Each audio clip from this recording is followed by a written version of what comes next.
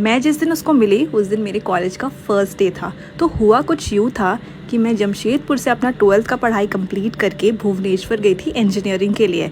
और क्या है ना कि मैं अपने फैमिली में सिंगल चाइल्ड हूँ, तो मेरा ना मन बहुत ज़्यादा ख़राब था क्योंकि मैं पहले कभी भी अकेले नहीं रही। डरी सहमी सी मैं फ़र्स्ट डे कॉलेज गई और मुझे ना समझ नहीं आ रहा था क्योंकि मैं फ़र्स्ट टाइम उड़ीसा गई थी, उनका लैंग्वेज भी मेरे को समझ नहीं आ रहा था अच्छे से। तो उसके बाद क्या हुआ कि मैंने देखा मुझे किसी ने आवाज़ दिया, ओ हेलो कम हियर। मैंने बोला हाँ बताइए भैया क्या हुआ।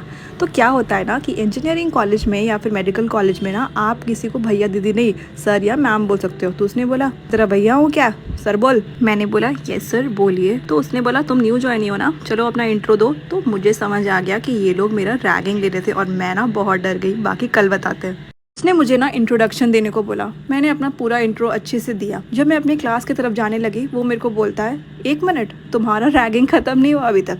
एक काम करो, कल सुबह इसी टाइम इसी जगह पे तुमको उड़िया गाना गा के सुनाना है। थी तो मैं जमशेदपुर से और मुझे उड़िया का ओ भी नहीं आता था और उसने मुझे ऐसे बोला।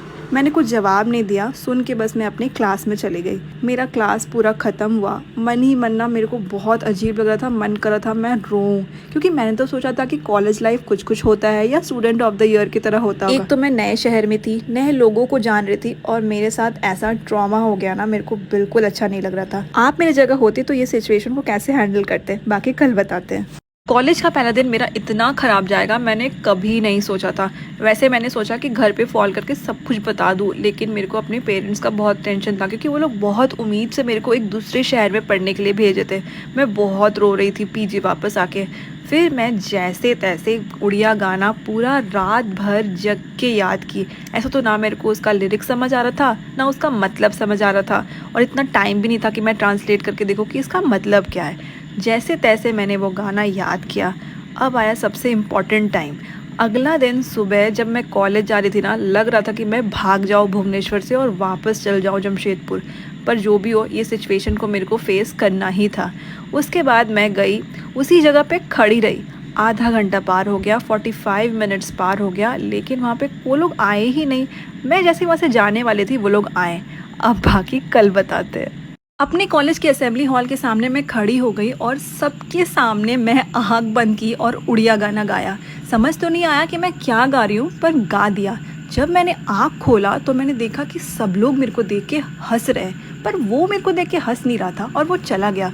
मेरे को बहुत ज़्यादा इंसल्टिंग फील हुआ। मैं अपने क्लास में आ गई और जो मेरी बेंचमेट थी उसको मैंने ये सारा स्टोरी रोते हुए बताया। फिर जैसे तैसे मैंने 5 पीरियड्स पार किया और उसके बाद जब मैं लंच कर रही थी ना तो वो मेरे को दिखा। उसने बोला हेलो लंच में क्या है। मैंने बोला मटर पनीर। उसने बोला ठीक है खिलाओ हमको भी। तो मेरे को बहुत गुस्सा आया कि अब यार खाने पे भी इसका नज़र है, तो मैंने उसको दे दिया। उसने मेरा पूरा लंच बॉक्स ख़त्म कर दिया और उसने बोला देखो कल से लंच मेरे साथ ही करना। अब मेरे को लग रहा था कि मेरा ज़िंदगी रैगिंग में ही पार होने वाला। बाहर का खाना मेरे को बिल्कुल पसंद नहीं है, इसलिए मैंने सोचा था अपना कॉलेज में मैं जब भी लंच लेके जाऊंगी ना मैं खुद से ही बना के लेके जाऊंगी। तो उस दिन ना मैंने लंच में बनाया था मोमोज चिली, जो मेरे को बहुत पसंद था। लेकिन मन ही मन मेरे को ये भी पता था कि मुझे ये उसको शेयर करना पड़ेगा और ये आधा से ज़्यादा तो वही खा लेगा। पर चलो ठीक है, अब बोला है, मेरे को लगता था सीनियर्स के साथ ऐसे ही बिहेव करना चाहिए, जैसे वो बोलते हैं वही करना पड़ेगा। अब मैं तो गई थी पढ़ाई करने और मेरे को ये सब के बारे में कुछ पता ही नहीं था।